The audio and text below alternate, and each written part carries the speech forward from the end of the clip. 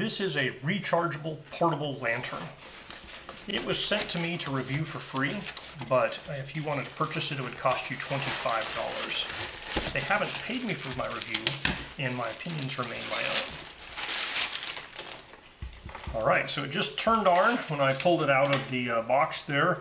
Apparently this is a, yes, it's a capacitive touch button here, so if you basically just touch it, it goes. And it has off, on, so it looks like it's not three different levels of lighting, it's three different lighting colors. So you have kind of a very warm white, you have a cool white, and sort of a mixture of the two.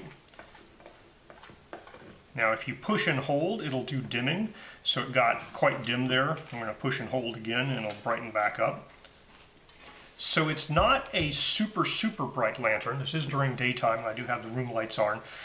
So it's providing illumination, but it's not like a giant spotlight. It's, to provide ambiance, allow you to see where you're going, but it's not going to be blinding people with the amount of light here. It has kind of a rubbery, felty type material on the bottom, a USB-C charging port on the back. It looks like I might have triggered it by touching the front there. And it has a metal handle, and this base part is made out of metal. This guy here is a plasticky material. So it has kind of a globe hanging from a handle type appearance. Alright, so it complies with FCC rules, and the thing here says the input is 5 volts DC at 1 amp. It says it's a 2-watt LED light.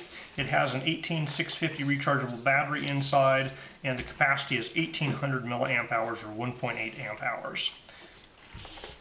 So there's no instructions on how to use it, but basically you push this multiple times to cycle between off and the 3 different color temperatures. You can push and hold to do kind of stepless dimming, release when you get it to the level you want. You push and hold, it'll brighten back up, and you can release when it gets to the lightness level you'd like. It includes also a USB-A to USB-C charging cable. Alright, so this is a USB-C port, but it does not negotiate USB-C power delivery. So you can't just use any phone charger to power it up.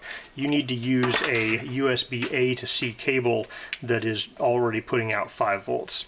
So this cable here has 5 volts on it. Plug that in. It is charging. It's drawing 0.6 amps currently. It's 3 watts.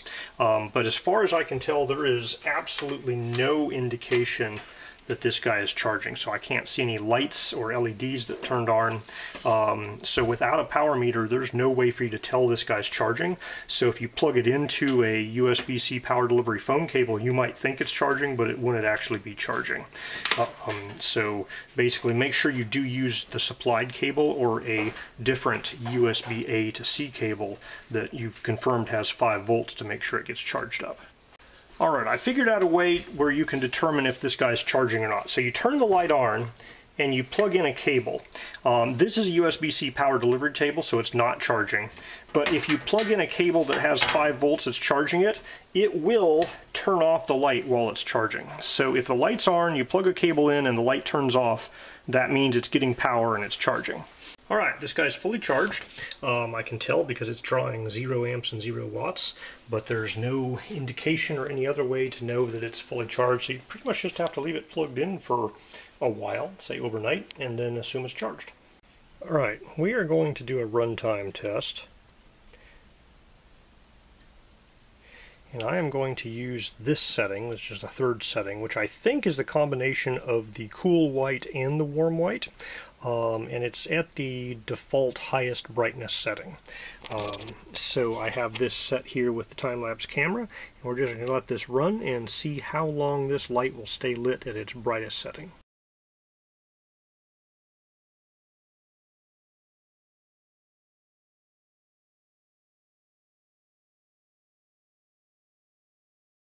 Alright, so sometime overnight this guy stopped putting out super bright light.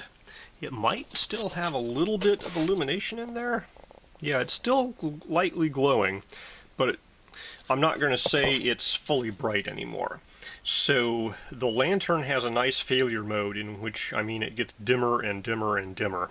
So even after the normal runtime, you have hours of a little bit of glow to help you out. So I prefer lights and lanterns that dim down slowly. Alright, so this guy takes 5 volts to charge, and it's currently taking in 0.7 amps, so it's charging at about 4 watts. So I have reset the watt-hour timer, and we're going to see how much power it takes in. And that'll be an analogy to how much battery capacity it has. Yeah, so except for the very beginning, when it was at 0.7 amps, it looks like it's charging at a half an amp, so basically 2.8 watts. Charging this guy up for pretty much empty, it took 10 watt hours to charge, 1.9 amp hours at the 5 volt rate. So it probably has a battery with a capacity kind of 2.2, 2.5 amp hours in that guy. So I suspect there's a single 18650 battery somewhere at the base. Okay. So I like the metal base, metal handle, the looks of it look nice. Runtime's perfectly acceptable for what you're paying on it. I don't like the fact that there's absolutely no real charging indicator or indication that it's done charging. Also, I'd prefer that this did USB-C power delivery, but for a kind of a 5 volt charging device, I guess that's what you get. So all in all, it's a pretty reasonable option if you want an accent light. Looks pretty nice, something to kind of light up an area. It's not going to give you large amounts of light, but it's certainly enough to sit around and not run into things.